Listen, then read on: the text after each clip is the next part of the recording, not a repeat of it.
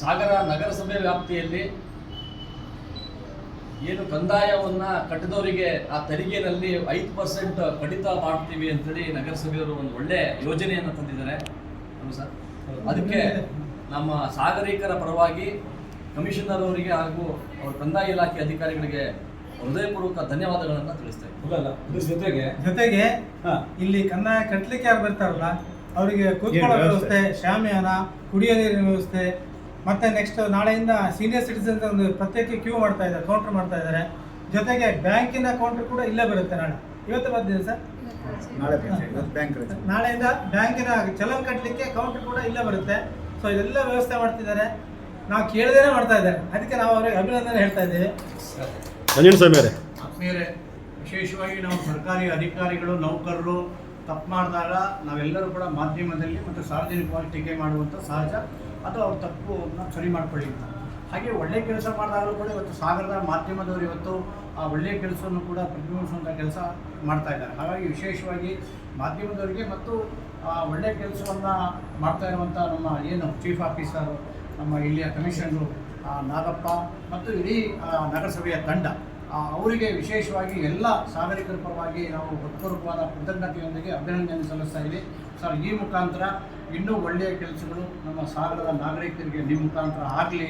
ಹಾಗಾಗಿ ಇದರ ಉಪಯೋಗವನ್ನು ಏನು ಏಪ್ರಿಲ್ ತಿಂಗಳು ಒಳಗಡೆ ನಾವು ಸ್ವಯಂ ಘೋಷಿತ ಆಸ್ತಿ ತೆರಿಗೆ ಏನಿದೆ ಅದನ್ನು ನೀರಿನ ಕಂದಾಯ ಮತ್ತು ಮನೆ ಕಂದಾಯ ಅದನ್ನು ಕಟ್ಟಿದರೆ 5% ರಿಯಾಯಿತಿ ಅಂತ ಇದೆ, ಅದನ್ನು ಎಲ್ಲರೂ ಉಪಯೋಗಿಸ್ಕೊಡ್ಬೇಕು ಅನ್ನೋದನ್ನು ಕೂಡ ಈ ಸಂದರ್ಭದಲ್ಲಿ ವಿನಂತಿಯನ್ನು ಮಾಡ್ತಾರೆ. ಕಮಿಷನರ್ ಅವರೇ, ಸಾಗರದ ಪ್ರಮುಖರು ನೀವು ಕಂದಾಯ ವಿಚಾರದಲ್ಲಿ ನೀವು ಮಾಡಿದಂಥ ವ್ಯವಸ್ಥೆ ಮತ್ತು ಸುಧಾರಣೆಯ ಬಗ್ಗೆ ನಿಮಗೆ ಅಭಿನಂದನೆ ಸಲ್ಲಿಸಿದ್ದಾರೆ.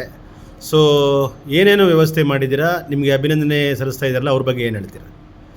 ನಮ್ಮ ಸಾಗರ ನಗರಸಭೆ ವ್ಯಾಪ್ತಿ ಎಲ್ಲ ಸಾರ್ವಜನಿಕರಿಗೆ ನಾನು ನಮಸ್ಕಾರಗಳನ್ನು ತಿಳಿಸ್ತಾ, ಇವತ್ತು ಏನು ಎಲ್ಲ ನಮ್ಮ ಮಾಧ್ಯಮ ಮಿತ್ರರು, ಹಿರಿಯರು ತಾವೆಲ್ಲ ಹೇಳ್ದಂಗೆ ನಮ್ಮ ವಾರ್ಷಿಕ ವರ್ಷದ ಇವತ್ತು ಮೊದಲನೇ ದಿನ ಏಪ್ರಿಲ್ 1ನೇ ತಾರೀಕಿಂದ ಮಾರ್ಚ್ 31, 2027 ಇದು ಆರ್ಥಿಕ ವರ್ಷ ಇರುತ್ತೆ. ಸರ್ಕಾರ ನಮಗೊಂದು ಅವಕಾಶ ಮಾಡಿಕೊಟ್ಟಿದೆ. ಯಾವ ಸಾರ್ವಜನಿಕರು ಏಪ್ರಿಲ್ 1ರಿಂದ ಏಪ್ರಿಲ್ 30ನೇ ತಾರೀಕಿನವರೆಗೆ ಯಾರು ಬಂದು ಕಂದಾಯವನ್ನು ಪಾವತಿ ಮಾಡ್ತಾರೆ ಅವರಿಗೆ ವಿಶೇಷವಾಗಿ 5% ರಿಯಾಯಿತಿಯನ್ನು ಕೊಡಬೇಕು ಅಂತ ಒಂದು ಆದೇಶ ಮಾಡಿದ ಮೇರೆಗೆ ನಾವು ಅದನ್ನು ಇವತ್ತಿನ ಅಳವಡಿಸ್ಕೊಂಡಿದ್ದೀವಿ. ಯಾರು ಬಂದು ಪಾವತಿ ಮಾಡ್ತಾರೋ ಅವರಿಗೆ 5% ರಿಬೇಟ್ ಸಿಗುತ್ತೆ.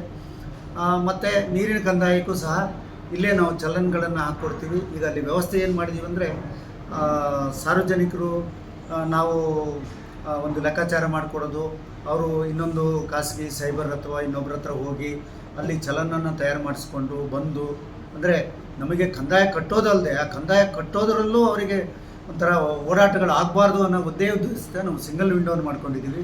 ಇಲ್ಲಿ ನಾವು ಸಾರ್ವಜನಿಕರಿಂದ ಅವರ ಕಳೆದ ಸಾಲಿನ ಏನು ಕಟ್ಟಿದ್ದಾರೆ ಆ ಚಲನನ್ನು ಜೆರಾಕ್ಸನ್ನು ಇಸ್ಕೊಡ್ತೀವಿ, ಅವ್ರಿಗೊಂದು ಟೋಕನನ್ನು ಕೊಡ್ತೀವಿ, ಅವ್ರ ಫೋನ್ ನಂಬರ್ ತೊಗೊಳ್ತೀವಿ. ಒಂದು ಕನಿಷ್ಠ ಮ್ಯಾಕ್ಸಿಮಮ್ 3 ದಿವಸದೊಳಗೆ ನಾವು ಅಧಿಕೃತ ಬ್ಯಾಂಕ್ ಚಲನನ್ನು ರೆಡಿ ಮಾಡಿ ಅವರಿಗೊಂದು ಫೋನ್ ಮಾಡ್ತೀವಿ. ನಮ್ಮ ಆಫೀಸಿಂದನೇ ಫೋನ್ ಹೋಗುತ್ತೆ. ಅವರು ಇಲ್ಲಿ ಚಲನ ಇಸ್ಕೊಂಡು ಮತ್ತೆ ಬ್ಯಾಂಕಿಗೆ ಹೋಗೋ ಅವಶ್ಯಕತೆ ಇಲ್ಲ ಸರ್.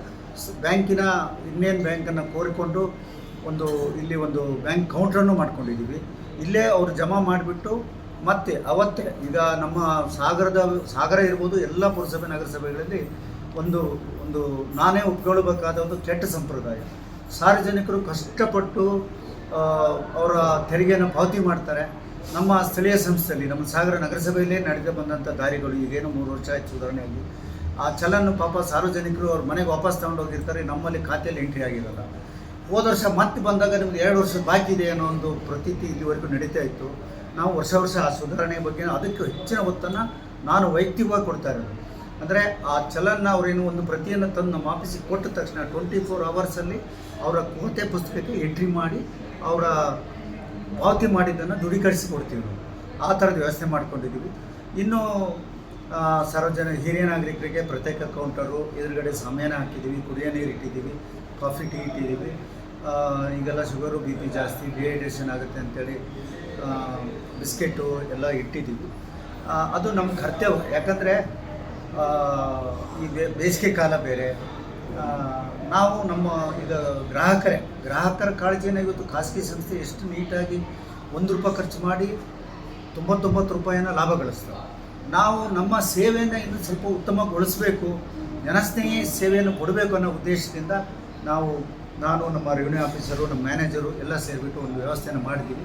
ಇದರಲ್ಲೂ ಏನೋ ಸಣ್ಣ ಪುಟ್ಟ ಲೋಪಗಳಿದ್ದರೆ, ಇನ್ನೊಂದಿದ್ದರೆ ನಾವು ಅದನ್ನು ಇನ್ನೂ ಸುಧಾರಣೆ ಮಾಡ್ಕೊಳ್ಳೋಕ್ಕೆ ನೀವು ನಮಗೆ ಡೈರೆಕ್ಷನ್ ಕೊಟ್ಟಂಗೆ ಆಗುತ್ತೆ.